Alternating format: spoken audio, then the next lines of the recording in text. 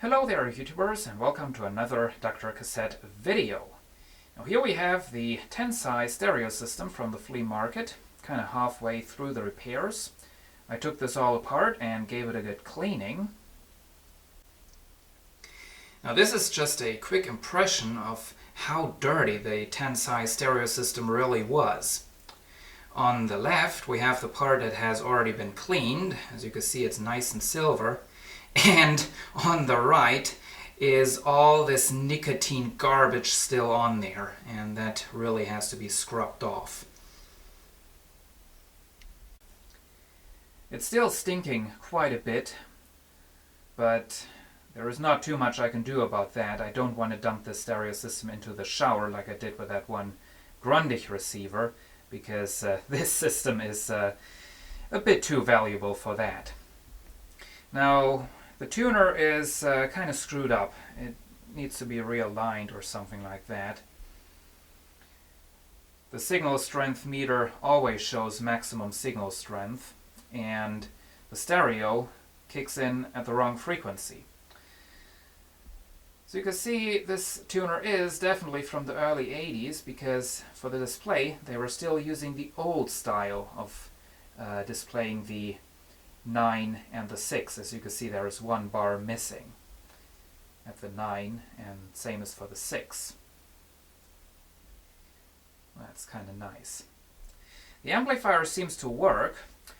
Wasn't expecting that, but even the potentiometers are still fine. They are making contact properly. You see, we have a nice big transformer. This is not a toroidal power transformer. This is a regular style, but it's just a very flat design, and it's inside of that black metal case.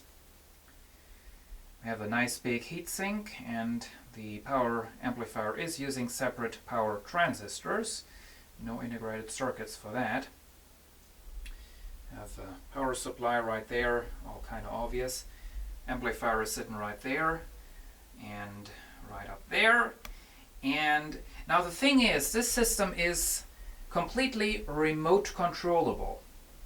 Now that doesn't mean that you had a remote control for the tuner or a remote control for the amplifier. Nope. There was actually a whole entire full-size hi-fi component that only contained all the electronics for the remote control stuff. And on the back of the amplifier,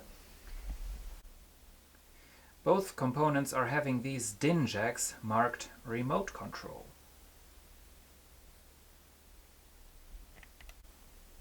And those, of course, were connected to that separate component. Kind of like on today's system remote controls, except on modern systems you don't have a separate unit for the remote control anymore.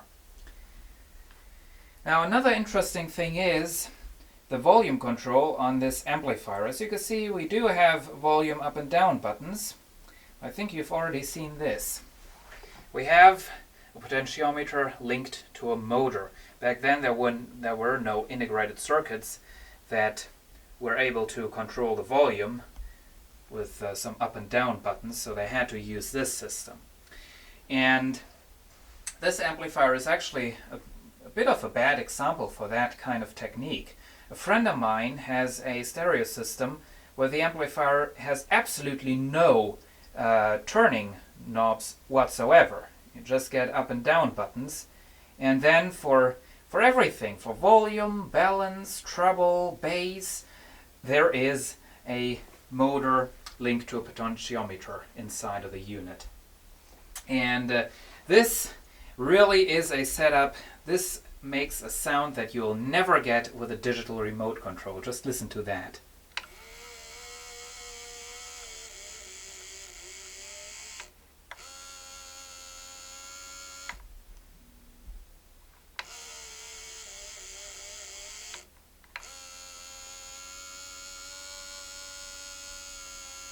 I guess the motor in there has seen some better days.